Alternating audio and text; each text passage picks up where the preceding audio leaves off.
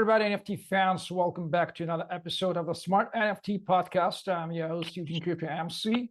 And today is going to be a sort of networking Asian Bali episode because I'm having an amazing blockchain lady. She's Melissa Kurtcan. She's co-founder and CEO of Satoshi 21. And Satoshi 21 community, it stands as one of the largest international blockchain communities in Southeast Asia, boasting up to 100 and 800 members from across the globe. Since 2020, Satoshi 21 proudly sponsored engaging presentations featuring Web3 founders and C-level executive, fostering collective learning and socio-economic transformation. So Melissa is not special, just special in Web3. She is special in cognitive science, philosophy, economics, I hope, and so on and so forth. So Melissa, it is great to have such an amazing speaker on our podcast. Thanks for joining us. Thank you so much for an amazing introduction. I'm happy to be here. Thank you. This is a very cool experience. Thank you for having me. You know, I really love your smile and how our viewers will love it too. But let's start with your story in Web3. How did you, a lady, get into this tech-savvy, not so very easy space, I would say? Tell us a story briefly. Well, okay, so basically all the fault is from where I'm coming from, basically. So I studied philosophy and mathematics, so like core sciences.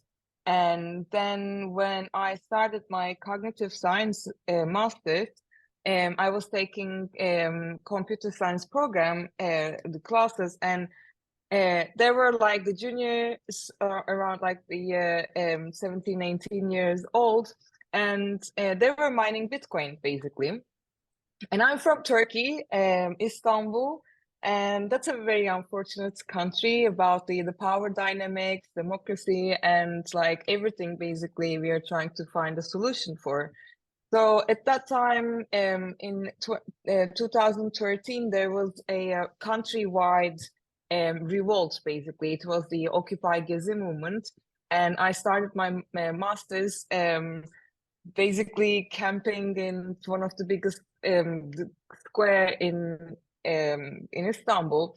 And it's basically coincided for me to see how democracy can turn into the tyranny of the elected. And then after a couple of months, I started learning about blockchain, and my first gut feeling basically was like, okay, this is probably really cool because I'm going to do something and the government's not going to have any idea about it. I'm in.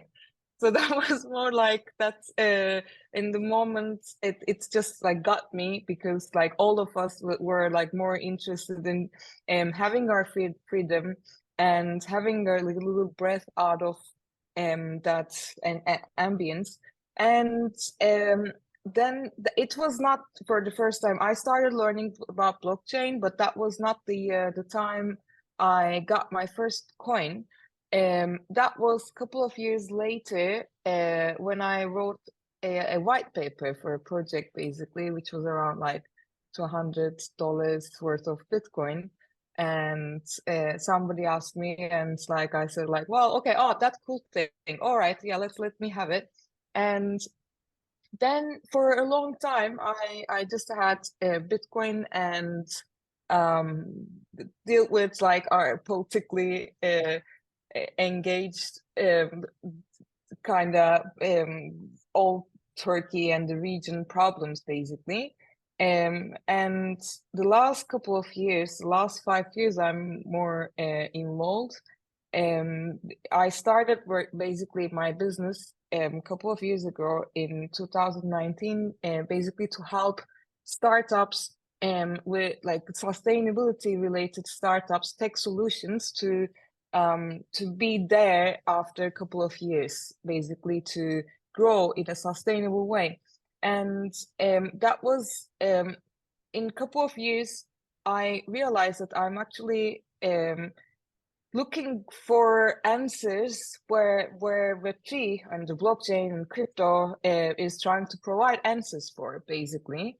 So that was a transition. And when I got stuck in Bali during pandemic, I happened to make more money because of holding Bitcoin than all my other professional activities. Then I wanted to organize some like Bitcoin holders event kind of thing, basically. There I met my co-founders, which happened to be the OGs and also the blockchain ecosystem builders since 2013.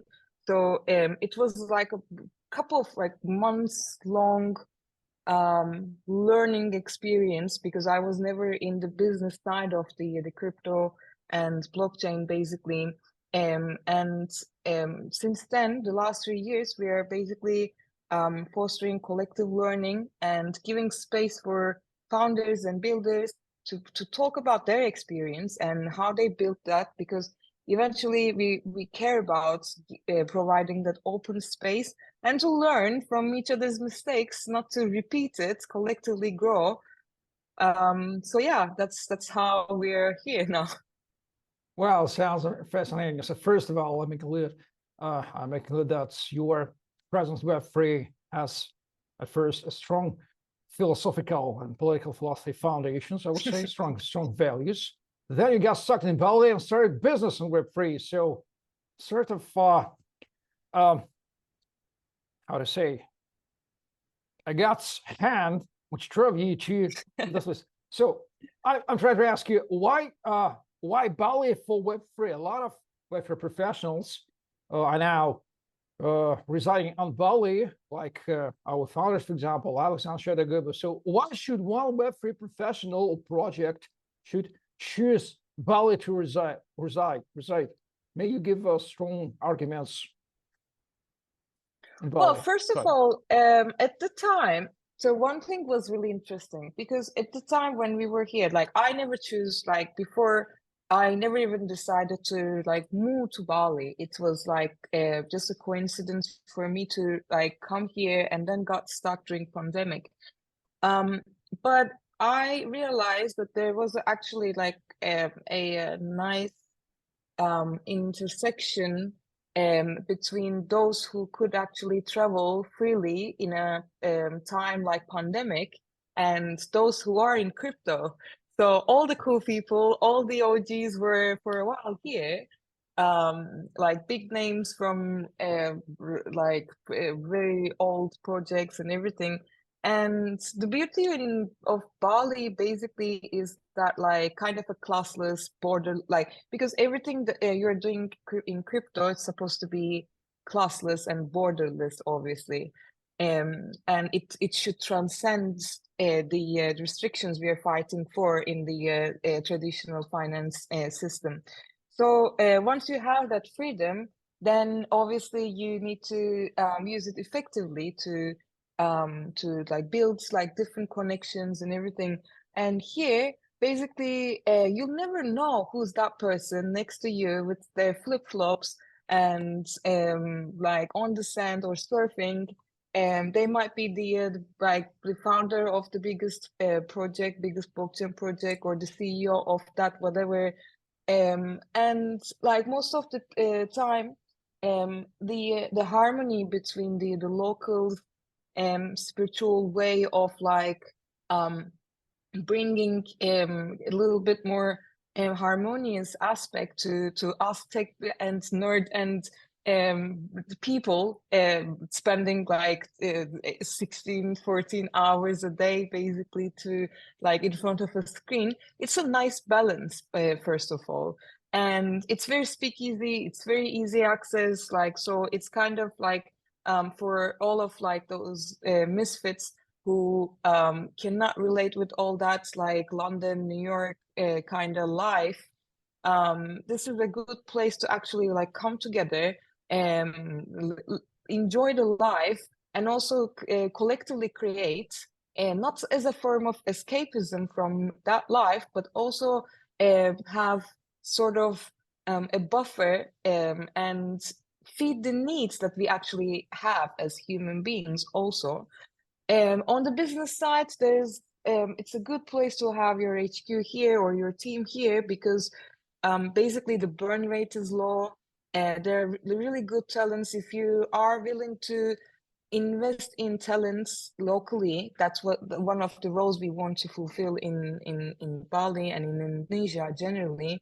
If you invest in teaching and sharing your knowledge, then amazing, brilliant talents come. So the next generation Web3 professionals are not going to be like just like in Web2. That's one of the hidden promises, right?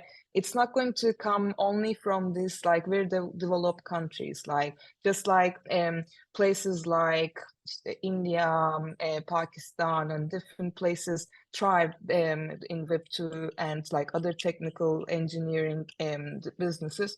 Web3 is going to like even destroy all these borders basically. So it's Southeast Asia has that, and on top of it, crypto is very lonely. You know, if you remember, like a couple of years ago, like when it like way before COVID, you don't know even what to do with your thing basically. Like there are a few people who have it around, and it's like self-custody and self-sovereignty, like they're amazing values, but you're doomed to repeat the same mistakes that everybody else doing. And now we are more connected in as like global communities, and in Asia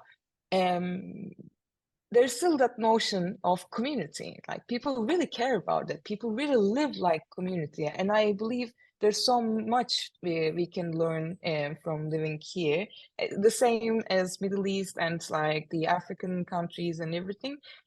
So like Bali specifically is growing a lot with the existence of different layer zeros, layer ones, and like it's definitely going to be checklist in like once a year to visit and like build those relationships. And if you can build your team and like invest also in a compliant way to like provide jobs and everything, at least the logistics side of the companies basically, and then there's like endless possibilities. Well, so you have said the keyword community. Now I will be understanding Bali as a community first, and you a sort of create community, Bali community general manager. You have partly told how the idea of Satoshi 21 community was born, and let me ask you, what market problems have you identified, and S21 aims to solve this market problem? Because community is about people. You are a sort of humanitarian people in Web3, not tech person. Is it correct to say that you mostly attracted by humanitarian, by the people side of Web3, and that's why you trying to solve maybe problems of communication, of cooperation, of engagement, and so on and so forth? So what market problems do you have to solve? Yeah, so basically, this is a very good question because it gives me the opportunity to like explain a little bit more the value proposition. Basically, so I'm not a tech person per se. I'm coming more like from the algorithmic level, and like I'm not the builder on that sense. My co-founder is the builder, and so first of all, we want to make sure the projects and the talents we are contributing to are rightfully decentralized to basically contribute to the quality of the space. Like where I'm coming from is a little bit more like conscious entrepreneurship, having the having kind of an awareness of what technology we are building, because building technology is basically building habits. Like it's kind of, it creates habit overall like around the world. And basically we want to create, like what we are now creating is providing matchmaking solutions for the community and the between the Western and Asian communities basically. That's kind of going to be the extension of our incubation and acceleration program. So we just recently partnered up with one of the Indonesian like one of the Indonesia's biggest Web2 incubator to build our Web3 incubator program together specifically in Indonesia. So slowly we are building the talents and the building teams out of it, and creating more and more builders to then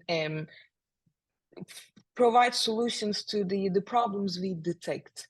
One like market problem we found out basically is it's still an issue, like to have a trusted, I mean trustless and trusted people to work with, people to accept investment, people to hire. So like in the whole trustless world, basically we still don't have the reliable way to find our peers, basically. So everything around that is what we want to do, basically, how we position ourselves. And and we want to also provide places where not only the classic networking where you go and you exchange multiple 100,000 Telegram contacts and you never get back, basically. Like we always care about the quantity over quality over quantity. And like our events, like our gatherings, our community meetups, and hopefully the space is going to be like that too, is more deeper conversations and literally learning, and then business development kind of abilities. Business development might be like, it's once you build that ground, it can then happen very quickly.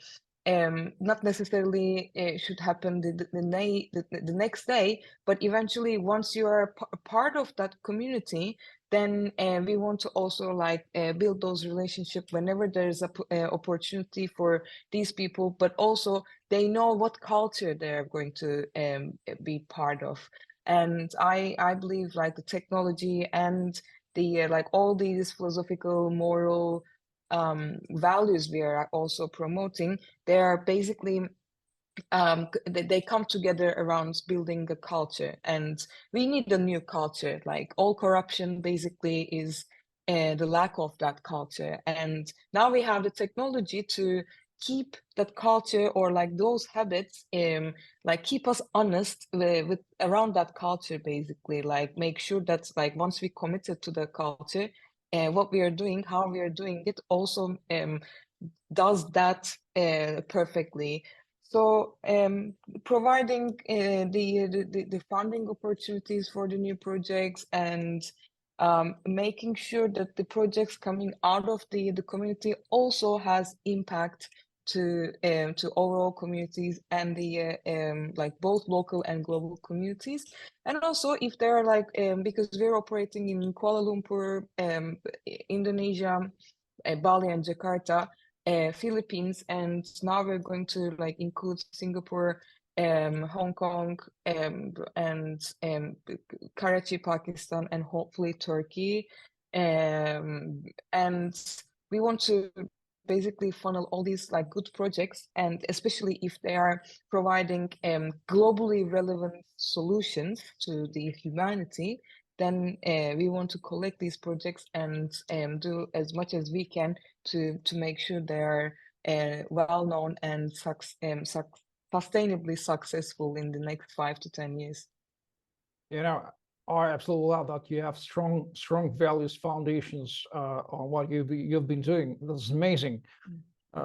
Really to meet people with the strong foundations, such a strong foundations and moral values in Web3. What are the main requirements for projects to join to Satoshi 21, or better say, which projects or people you wouldn't love to see, you don't want to see in your community as a members?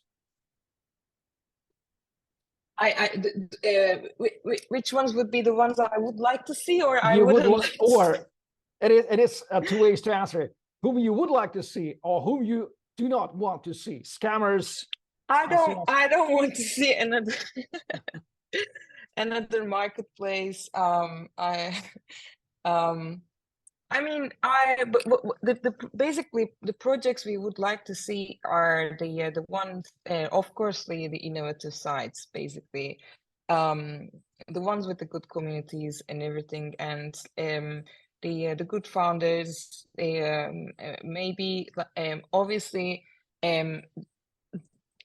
founders who are aware of like why they choose that's layer one, why they choose that's tokenomics specifically, like the ones who actually approach it as a business. Like when we say business, like this is a term like which is kind of like a marketing, right? Like it's like super dirty now, and like the connotations are like not really positive, but eventually like crypto blockchain, I mean, crypto projects are literally startups. It's been like that for so long. Then it started getting super easy, and it kind of like turned it into like everybody's individual projects. But eventually, in the beginning, it was more like providing a solution, a tech solution, to a mathematical problem, and in a way that like it solves a humanities problem by solving that mathematical problem and fundraising to implement it as a technology.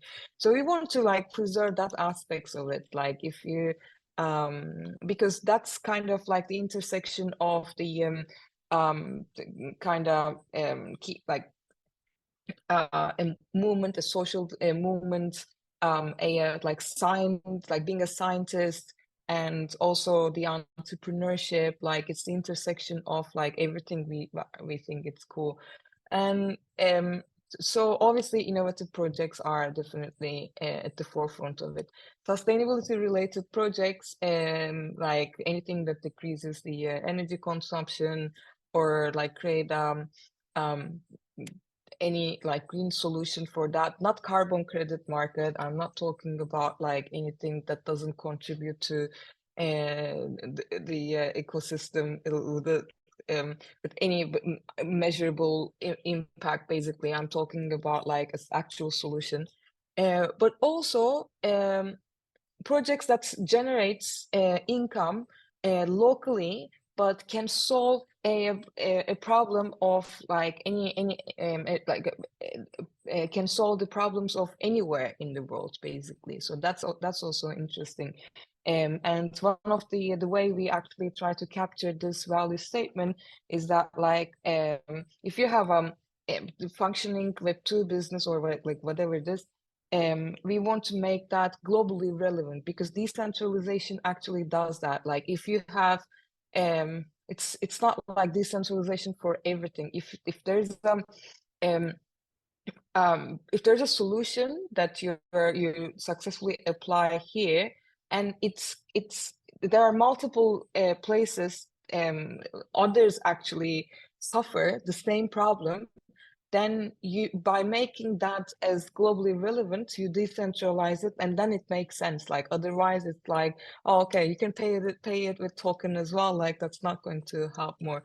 But obviously we want to, like in Asia and like in Middle East, like we want to also like start from the start locally, and provide more opportunities to underrepresented groups. And obviously we want to also mix like diverse teams, and because I think that's also a key component of a truly decentralized system. And what sort of projects we don't want to see? I don't. I mean, it's not politically correct to say any of I it. think you But answered like, the question. So yeah, I'm gonna. what did you realize? Well, Melissa, now it's call to action time. Which resources, whom do you need to develop Satoshi 21? People, time, money, make all the statements, all the call to actions to our viewers. Maybe somebody is listening for you and has something interesting for you now. Oh, amazing. So, yeah, basically, what resources we need, like angel investors, definitely, if they want to have like different exposure to like regional projects, definitely wanting. Community managers from all around the world. If like someone says like, okay, I'm in this corner of Asia, starting from Asia or like Middle East or Africa, we would definitely be interested in like having them as part of like our community and provide resources to like set up another S21 community there and like channel our resources and community there, because we know the crypto community is all about traveling around. So we can have like that community, like community builders. If anyone wants to build a community in under the umbrella of S21 sharing the same vision with us, that's definitely something something that's open in the table. And what else? Well, we're opening our Web3 hub. Any layer ones, um any big projects, sponsors to sponsor our hackathons, and like we just partnered up with her DAO, and like we are going to have like every other month incubation and boot camp hacker houses. And so anyone who wants to basically share their resources or get involved with their sponsorship or like talents, keynote, that would be just amazing. And spreading the word also would really help. And yeah, keynotes, like definitely, if you want to come visit Bali and give a specific lecture at the hub, yeah, that would be also amazing. Yeah. Well, let me conclude that, guys, if you want to realize, is Bali enough for you? Does it fit for your Web3 vision and needs? Just contact Melissa Kurtcan and ask her. She knows everything about Bali and Web3. This is my direction in my mind. And finally, Melissa, what is the best way to follow S21 activities or get in touch with it, follow on social media, and what steps should one great founder with fits to requirements to undertake? Step 1, step 2, step 3, to join S21 to become the part, the glory member of your community. So basically you can reach us, like all the links are available on the website. It's www.satoshi20.1, all letters. And then we're opening the hub in Bali, but we are actually operating in like multiple places, and the community is basically an international community. Basically, more founders, builders, and crypto blockchain professionals. But like we're open to anyone. And if you're somehow visiting Bali, we're in a very central location and would love to chat, basically. And now we are doing something else to like have the quality of the conversations in the channel. It's not going to be as like that easy to join the channel, but we have a public and if you know someone they can, you can be referred to, and so we want to also like build this habit, others referring to each other, basically. So you can join the public channel, you can follow us on social media, and come visit us in the hub, and maybe we will come to you in another city, in another country also. So yeah. Well, ladies and gentlemen, NFT fans, Web3 fans, you have realized that Melissa Kurtcan is your starting point in Web3 in Bali. So remember, Bali and Web3, this equals Melissa Kurtcan. She's been here about today's episode of the Smart NFT Podcast. Sorry for not talking about NFT today anywhere, but Web3 is not about NFT. We're talking about people. Web3 is about Perfect, people. yeah. People means main values and philosophy, of course. I love philosophy, but that's the topic of another talk. I hope we will have a good conversation with you maybe in the future. So now let me finalize today's amazing episode of the Smart NFT podcast. Melissa Kurtcan, the co-founder and CEO of Satoshi 21 community. Needless to say that you may find all the links in the description. Feel get in touch. Join if you're in Bali, or consider to join if you're not in Bali yet. Please subscribe to our NFT Smart NFT podcast. I'm your host, Student Crypto MC. Join it down Envelop if you're a founder of, if you're a lover of the Smart NFT concept for our episodes. And stay tuned for next great episodes and next great speakers of our podcast. And long live Bali. And thank you very much, Melissa, for joining us today. And bye-bye, guys. Blockchain. B-L-O-C-K chain. Digital money, smart contracts, NFT, IDO, decentralization, transparency. So many opportunities, but so many challenges. Some financial manipulators, by their actions, confuse blockchain solutions and block their development.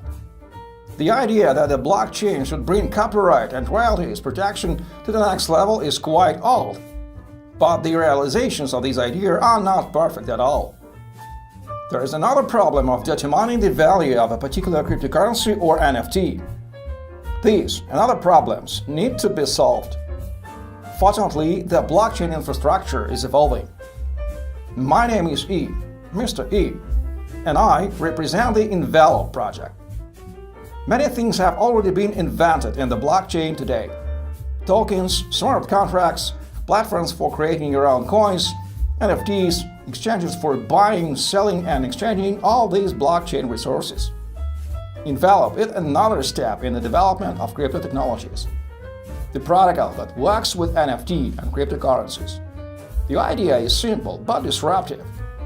Let's assume you have an NFT, Bitcoin and Ethereum. Using the Envelop protocol, you can wrap the original NFT accompanied with several tokens.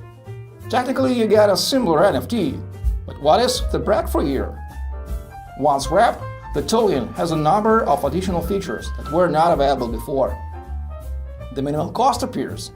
It is provided with coins wrapped together with NFT. An asset wrapped with Envelop has a number of properties that allow the original author to receive royalties from the resale of that asset. Various rules can be applied to the wrapped token. For example, a lock period for unwrapping. It secures the asset till the determined moment, or safeguards it from speculation during the hype period. At the same time, wrapped tokens can be transferred and traded. These are just some of the scenarios for using Envelop. NFTs become more popular, and the tools provided by Envelop expand the opportunities of NFTs utilization. Wide application possibilities are achieved due to the fact that, in addition to the protocol, the project includes a number of subsystems. The protocol provides functions wrapping and unwrapping. Oracle Mechanics provides asset valuation using analytical algorithms. Index provides a summary assessment of several NFT assets with the common criteria. The project has its own token, which connects all elements of the system. Altogether, this is Envelop, a tool in the blockchain world for building modern and secure systems in various fields. Find more info about the project on the website. Envelop. Make your NFT valuable. Just practical, no hype.